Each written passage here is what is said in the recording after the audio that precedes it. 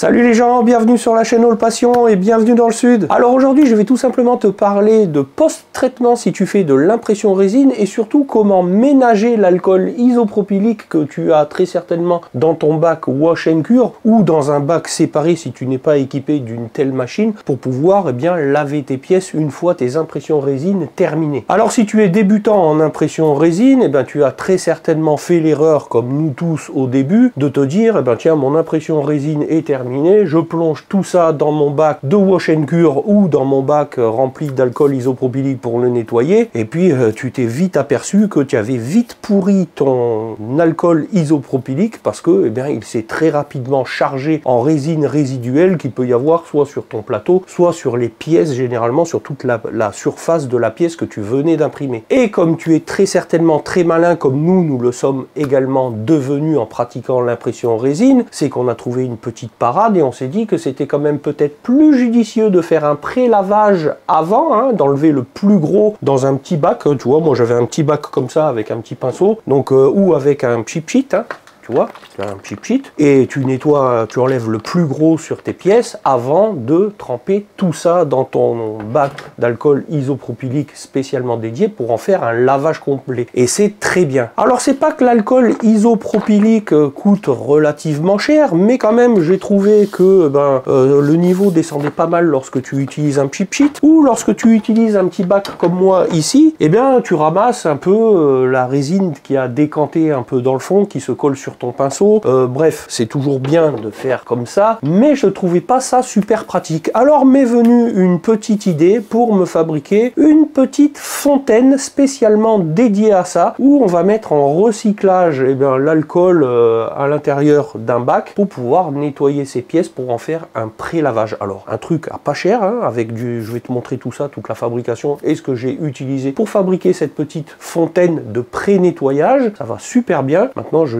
pré-nettoie mes pièces et ensuite une fois que c'est fait, je mets tout ça dans mon Wash and Cure et ça préserve un peu plus longtemps l'alcool qui est contenu dans mon Wash and Cure qui en fait le lavage final. Alors dans tous les cas, cette vidéo devance ou fait suite à une autre vidéo qui parlera encore une fois de l'alcool isopropylique de ton bac Wash and Cure ou dans ton bac de nettoyage, pour la simple et bonne raison, c'est que dans tous les cas, avec toutes les précautions que tu peux prendre pour faire un pré-nettoyage de tes pièces dans un bac de pré-lavage, il subsiste néanmoins que l'alcool isopropylique de ton bac final de nettoyage, il se charge petit à petit en résine et au bout d'un moment, quand il a une couleur un peu grisâtre foncé, tu te dis qu'il est temps de le remplacer. Alors j'ai éclusé, je suis tombé sur plein de tutos sur YouTube pour savoir comment on pouvait essayer de récupérer cet alcool isopropylique. Moi avec tout ce que j'ai vu, ça n'a pas été un franc succès. Et puis j'ai eu une idée lumineuse qui a fonctionné, je t'en parlerai donc dans la prochaine vidéo, et tu verras que s'il n'est pas débarrassé à 100%, il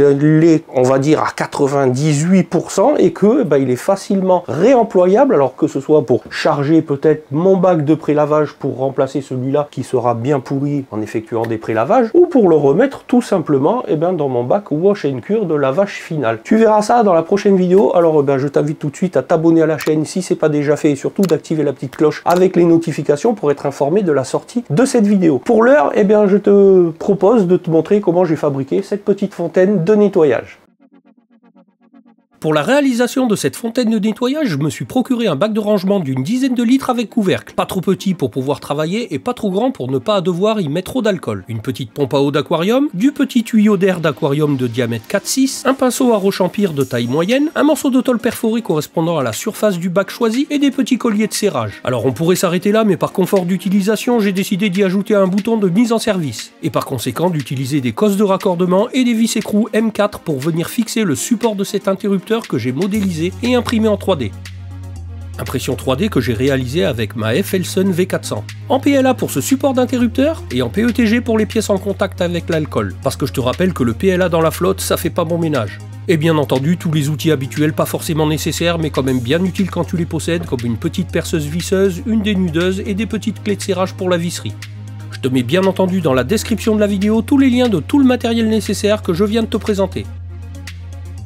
Alors pourquoi une boîte en PETG pour y placer la pompe plutôt que de la placer directement dans le bac? Tout simplement pour placer par la suite un petit filtre avant l'entrée de celle-ci afin d'éviter qu'un futur petit débris de support résine par exemple, qui passerait entre les mailles, vienne bloquer l'hélice de la pompe.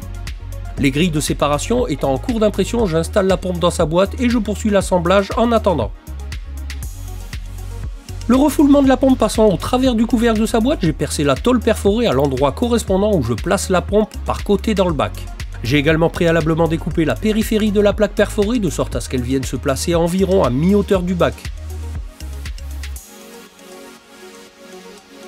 Après avoir regardé rapidement où j'allais placer l'interrupteur, je coupe le fil d'alimentation de la pompe.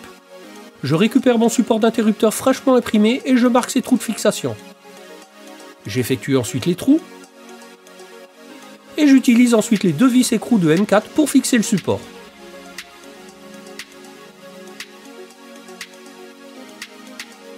Je perce ensuite un trou pour faire sortir le câble venant de la pompe qui doit être raccordé à l'interrupteur. Je dénude ensuite les câbles venant de la pompe, celui pour l'alimentation au secteur, et je raccorde tout ça avec des cosses à l'interrupteur que je positionne ensuite dans son boîtier.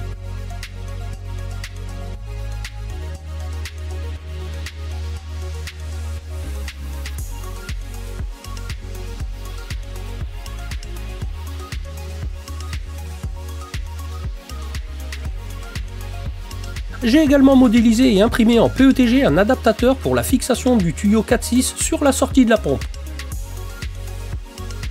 J'ai également ajouté un petit support central encore en PETG pour éviter la flexion de la tôle perforée en cas d'appui un peu trop prononcé lors du décollement des pièces du plateau par exemple. Tu noteras que j'ai aussi fait une encoche sur le côté de la tôle pour laisser passer le câble venant de la pompe. Et pour l'instant, tout match parfaitement. Mes deux petites grilles étant maintenant imprimées, je les ajoute à la boîte et je me sers d'une éponge pour tailler un filtre. On verra à l'utilisation, mais cette matière m'a semblé appropriée de sorte à filtrer les grosses particules tout en ne freinant pas trop l'entrée d'alcool afin d'éviter que la pompe ne cavite. Je replace donc la pompe à l'intérieur et repositionne la tôle perforée, il ne reste plus qu'à s'occuper de l'outil de nettoyage. Et pour cela rien de plus simple, je fixe le tuyau 4.6 au pinceau avec des petits colliers de serrage.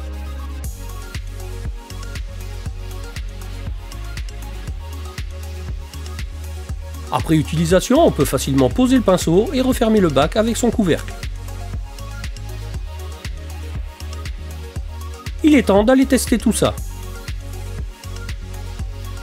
Je verse l'équivalent de 3 litres d'alcool dans le bac. Et pour info, l'alcool que tu me vois mettre est de l'alcool que j'ai traité pour réutilisation, alors abonne-toi si c'est pas déjà fait pour ne pas manquer la vidéo sur ce sujet. Le verdict, je mets en route. Et c'est parfait, le débit est plus que correct, suffisant et pas trop élevé pour effectuer un pré-nettoyage que ce soit des pièces imprimées, du plateau ou du bac en résine.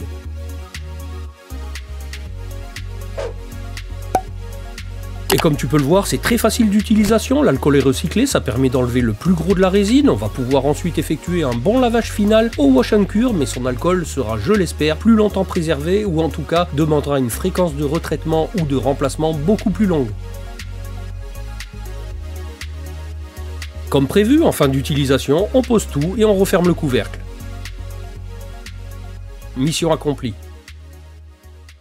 Bon voilà les gens pour ce qui était de la fabrication de cette petite fontaine de pré-lavage, hein, encore une fois pour préserver l'alcool isopropylique dans le lavage final contenu dans ton wash and cure ou dans ton bac dédié à cela. Ceci juste pour éliminer le plus gros de la résine résiduelle qu'il y a sur les pièces fraîchement imprimées sur ton plateau. Si lorsque tu veux nettoyer aussi par exemple ton bac, moi ce que je fais régulièrement, je laisse rarement la résine à l'intérieur du bac parce que je ne sais pas quand est-ce je vais imprimer le coup d'après. Donc là, moi j'enlève tout, un petit coup de nettoyage à tout ça, un petit coup de nettoyage dans le grand bac ensuite, un petit coup de sopalin, tout est propre. Pour la prochaine utilisation, moi je procède toujours comme ceci. Donc tu as vu que pour réaliser cette petite station de nettoyage, rien de compliqué, que je ne peux pas te partager des plans. Éventuellement, je pourrais, tu me diras si ça t'intéresse, te partager le plan de la boîte que j'ai confectionnée en PETG. Hein. Je te rappelle là, par contre, il faut imprimer des pièces qui puissent être immergées. Hein. La boîte boîte que j'ai faite pour la pompe à eau n'est là que pour emprisonner, tu vois, une petite mousse de filtration. Là, en l'occurrence, j'ai mis une éponge pour éventuellement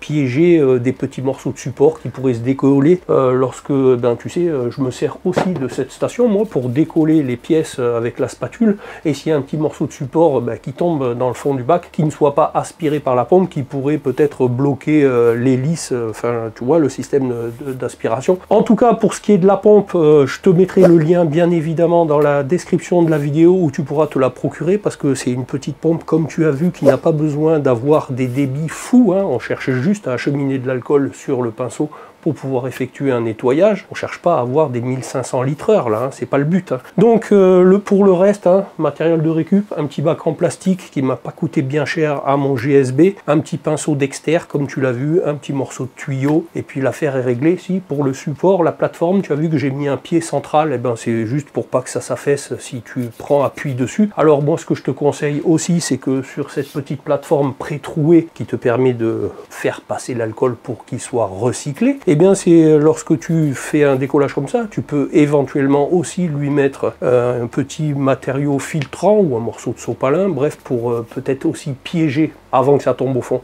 les petits morceaux de support ou les petits morceaux de résine qui pourraient tomber. Bref, ça tu feras un peu comme tu veux. Cette petite station de nettoyage pourrait peut-être aussi intéresser les hobbyistes qui font que de la peinture sur figurine, parce que moi je me souviens qu'à l'époque, quand on avait reçu les figurines Seemon de Black Plague ou enfin en tout cas Zombicide, les petites figurines en PVC comme ceci, il conseillait de les nettoyer, de les dégraisser avant de pouvoir les sous-coucher. Donc dans une petite station de nettoyage comme ceci, hein, là pour le coup tu mets de l'eau avec du myrrhe et puis ça te permet de bien les nettoyer, ça suffit aussi largement. Donc là pas besoin de filtration, hein, il n'y a pas de morceaux résiduels qui risquent de tomber. Dans tous les cas, là la pompe directement dans le bac comme ça. Alors ce qui est bien quand même, c'est de mettre un interrupteur, c'est aussi plus pratique parce que bon, même si tu travailles avec des gants avec le petit doigt, en tout cas tu vas pouvoir la mettre en route, l'arrêter. J'espère en tout cas que cette vidéo t'aura donné des idées et que tu vas pouvoir toi aussi te fabriquer cette petite station de pré-lavage, hein, parce que je ne sais pas comment tu faisais avant. Moi je te dis, j'avais un petit bac, bon c'était pas bien pratique. Le pchit, on voit quand même le niveau descendre quand même rapidement, et puis quand même ça nécessite d'avoir un plan de travail avec des absorbants. Là au moins tout est fait au même endroit. Bon écoute, j'espère que tu auras apprécié le contenu de cette vidéo avec le partage de cette réalisation. Alors si c'est le cas, comme d'habitude, je compte sur toi pour me le témoigner avec un petit pouce et surtout à me le dire dans les commentaires parce que ça fait toujours plaisir à lire. Et puis tu as vu, je réponds à tous les commentaires généralement. Que tu peux toujours t'abonner à la chaîne et surtout activer la petite cloche pour être informé de la sortie de la prochaine vidéo. Je te rappelle que cette vidéo en plus est complémentaire avec la seconde qui traite encore une fois du sujet de l'alcool isopropylique et son retraitement. Alors encore une fois, je ne sais pas dans quel ordre seront diffusées ces vidéos, mais je t'invite à t'abonner à la chaîne pour pouvoir en être informé. Et dans tous les cas, je te rappelle que tu peux toujours aussi aller checker les anciennes, tu pourras trouver ça utile, divertissant, enrichissant. Et moi je te dis à bientôt pour une prochaine vidéo. Allez, salut les gens.